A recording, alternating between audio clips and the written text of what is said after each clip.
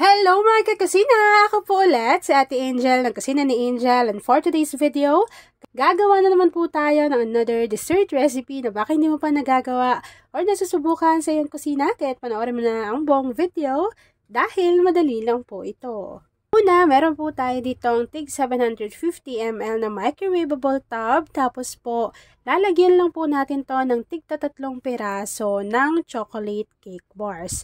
So, kapag nailagay na natin yan dyan, i-flatten lang po natin ito ng maigi.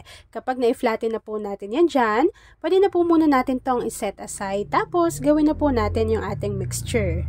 After po nating ma-set aside yung ating cake bars, dito sa ating kasirola, kakailanganin natin ng isang sachet or 24 grams nitong ube jelly powder. Siguraduhin po natin na hindi pa nakabukas yung apoy sa ating kalan.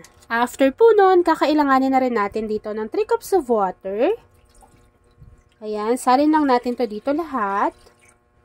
And then, tutunawin natin ng maigi yung ating ube jelly powder. After po nating mahalo ng maigi at matunaw yung ating jelly powder, kakailanganin natin dito ng 1 can or 380 grams nitong Marie Evaporada. Alam nyo ba mga kakusina na ito na po ang ginagamit ni ating yung Angel kapag gumagawa po tayo or nagluluto tayo ng ating dessert recipe, mapaulam recipe man yan or pasta recipe. Dahil ito po ay mura, at pwedeng-pwede nyo yung mahanap sa palengke. Maglalagay tayo nito para maging krema sarap at mas maging krema sulit yung ating recipe. So, ilalagay lang natin yung ating Marie Evaporada.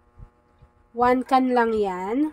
Ikaw ba, kakusina, na-try mo na rin ba itong Marie Evaporada? Kung na-try mo na yan, mag-comment ka naman sa ating comment box section. After adding ng ating evaporated milk, kakailanganin na rin po natin dito ng Marie Condensada, pero ito po, meron ako ditong 1 kilo. Ang kukunin ko lang dito ay 1 cup. So, pwede kayong bumili ng ganito kalaki, lalo na kung nagbi-business po kayo. Kasi po, mura lang din to, pero meron din naman silang tig 380 grams na condensed milk. O, diba? Dahil kay Marie po ay krema sarap at krema sulit talaga.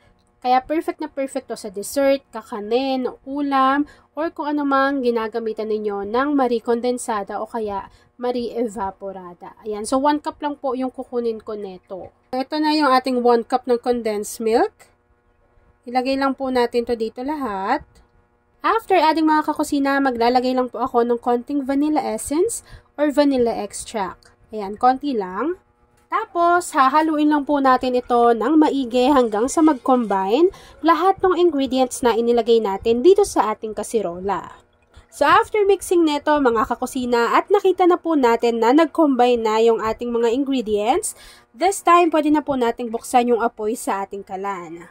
Kapag nabuksan na natin yung apoy sa ating kalan, lulutuin lang po natin to over medium to low heat at hihintayin lang po natin kumulo yung ating mixture. Habang hinihintay natin kumulo yung ating mixture, please don't forget to like and follow yung ating Facebook page, Kusina ni Angel. Kung meron ka ring Instagram, paki-follow na rin ako doon, Kusina ni Angel. At kung gusto mong matuto pa ng iba pang mga recipes, o kaya naman gusto mong mag-share ng mga niluluto mo everyday, meron po tayong Facebook group. Andyan lang po yan sa ating Facebook page. Hindi ba't ikaw siyang nagmulat sa aking mga mata? Di ba't ikaw ang nagbigay sa akin ng siya? Di ba't ikaw ngayon bawat pag-ibig ko at pagsinta? Di ba't ikaw, di ba't wala nang iba? At ayan na mga kakusina, kapag kumukulo na po yung ating mixture, off lang natin yung apoy sa ating kalan. Tapos, isalin lang natin yung niluto natin na ube mixture. Tansyahin nyo na lang kung gaano karami bawat microwavable tub. And yes, ang gamit po natin dito ay 750 ml na microwavable tub. Kapag naisali na po natin yung ating ube mixture dito sa ating microwavable tub, hihintayin lang po natin itong mag-set at mag-firm, lumamig, and then ipapakita ko na sa inyo kung ano yung natapos nating easy dessert recipe.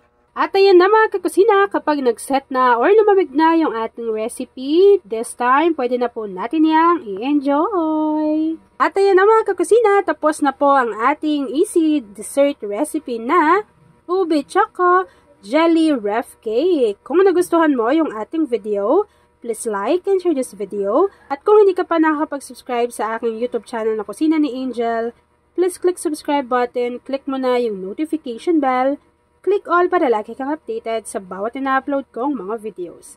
Tignan nyo naman yan mga kakusina o kung gaano ka-creamy and tignan nyo naman yan, sobrang lambot ng consistency ng ating mixture.